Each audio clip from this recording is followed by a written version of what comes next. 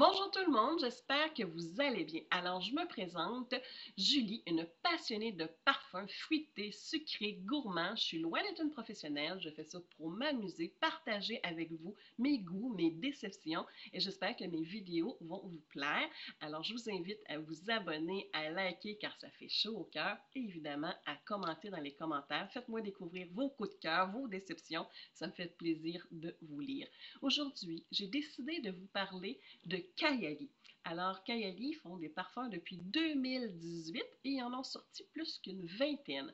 Alors, j'ai connu évidemment Kayali par les influenceuses françaises et je crois que je suis tombée en amour soit décembre 2024 ou janvier 2025 avec le Yum Bougie Marshmallow de Kayali. Alors, j'adore les flacons de Kayali. Alors, regardez, ils vont être toutes jolies. Alors, c'est toujours le même principe, mais avec des couleurs différentes. Alors, celui-ci, évidemment, pourquoi je suis tombée en amour avec? C'est un sucré vanillé. Alors, il s'ouvre sur le fraisier, le citron, la pomme. On suit avec la guimauve, la fraise, la noix de coco. Il y a de la crème fouettée, du sucre, de la vanille et la framboise.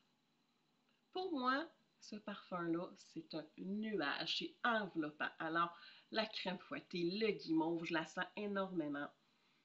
La fraise, un peu. Je ne peux pas dire que je sens du citron, de la pomme, mais c'est vraiment pour moi un nuage de sucre, de guimauve, de crème fouettée. Alors, c'est pour ça que je suis tombée en amour avec lui. Maintenant, est-ce que je vais le porter cet été? Non. Aujourd'hui, il fait très chaud et justement, je le trouve un peu trop enveloppant, un peu chaud. Alors, je vais le porter pour l'automne, l'hiver et le printemps. Je l'aime énormément. Maintenant, tous les Kayali que j'ai essayés, je ne peux pas dire que je suis super satisfaite de leur ténacité et du sillage. Je trouve un peu trop doux, modéré. Pour moi, c'est des parfums qui sont quand même assez dispendieux. Hein? Le petit 10 ml comme ça est à 44 $ et les 100 ml sont à 132 $.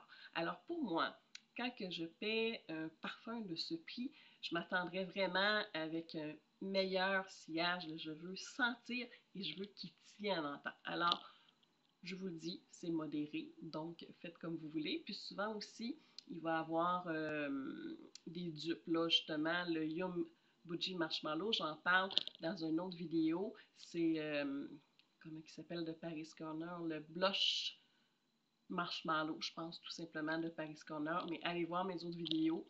Il est très, très, très, très, très, très excellent pour moi. Et justement, peut-être que je vais l'acheter parce que c'est un 100 millilitres. Puis si ma mémoire est bonne, je pense que je l'ai payé 75 $. Donc, pour moi, c'est peut-être plus avantageux. Mais quand même, il n'était pas sorti justement dans le Paris Corner. Alors que lui, j'avais trop hâte de le sentir, de l'essayer et de l'avoir. Donc, c'est quand même un bon parfum. Le deuxième que j'ai acheté, c'est un amour aussi, puis regardez comment le flacon est magnifique, ce beau jaune-là. Alors, celui-ci, c'est le Capri in a Bottle Lemon Sugar. Alors, évidemment, c'est un sucré citronné. Hein? Il s'ouvre sur le sucre, sur le citron et on le sent. C'est ce que la framboise, il y a du fraisia, il y a de la vanille, du musc. Pour moi, c'est vraiment une explosion de citron, le confit sucré. C'est vraiment extraordinaire, justement, pour porter le printemps, l'été. Je l'adore, mais l'adore. Il y a beaucoup de personnes qui l'ont comparé à Dévotion de Dolce Gabbana. Pour moi, malheureusement, non. Je trouve pas qu'ils se ressemblent. Je trouve que le Devotion de Dolce Gabbana est plus lourd, plus même je dirais épicé. Il y a quelque chose que moi, personnellement, qui ne vient pas me chercher dans le Devotion, alors que lui vient vraiment me chercher. C'est une explosion de saveurs citronnées et sucrées, donc magnifique parfum. Je l'adore. Puis je pense sincèrement que peut-être que je vais acheter justement le 100 ml pour l'été prochain. Mon petit dernier que je viens tout juste de recevoir, c'est le Maldives in a Button Yang Coco. Alors, je suis surprise de l'avoir aimé. C'est un, je dirais, un sucré frais. Alors, Je suis vraiment tombée en amour, surtout là, pour l'été, justement, il est tellement frais. Il s'ouvre sur le romarin, le citron, il y a du yang-yang, de la banane, du lait de coco. Alors, pour moi, c'est vraiment, c'est ça, c'est un sucré frais. Donc, le romarin, je peux pas dire que je le sens, le citron, un peu. Beau mélange de yang-yang, de banane et de lait de coco. Pour moi, si vous voulez un parfum très estival pour la canicule, là, ça rafraîchit, c'est vraiment un parfum que j'ai eu un coup de cœur. Alors, peut-être que oui aussi l'été prochain, le 100 millilitres pour le Maldives in a Bottle Yang Coco de Kayali. Et aussi, si vous voulez, je vais tout écrire évidemment les parfums que je parle aujourd'hui. Maintenant, les deux derniers font partie d'une collection que Kayali a sortie l'été passé en 2025 qui s'appelle 25 in a Bottle. Excusez mon anglais, je suis vraiment pas bonne. Et il y en avait quatre si ma mémoire est bonne. J'ai senti le Maui in a Bottle Sweet Banana qui est un sucré fruité et malheureusement, je pensais que ça allait être mon coup de foudre.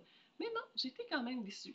Il s'ouvre sur la banane, sur la poire, il y a de la noix de coco, du jasmin, de la vanille, du bois de santal, mais j'étais vraiment déçue.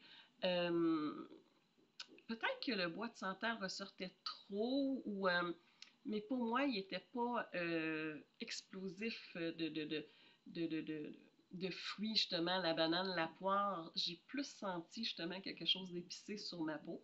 Peut-être que pour les autres personnes, ça ne fait pas ça, mais pour moi, ça a été une petite déception.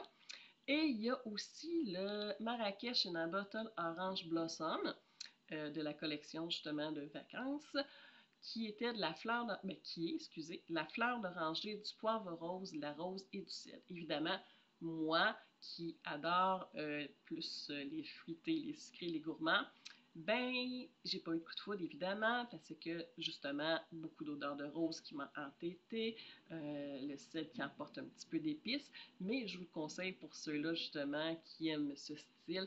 Euh, à mon avis, c'est quelque chose qui peut être très plaisant d'avoir tous ces parfums dans votre collection. Alors, on se dit à la prochaine. J'espère que la vidéo vous a plu. Alors, si oui, ben likez et à la prochaine!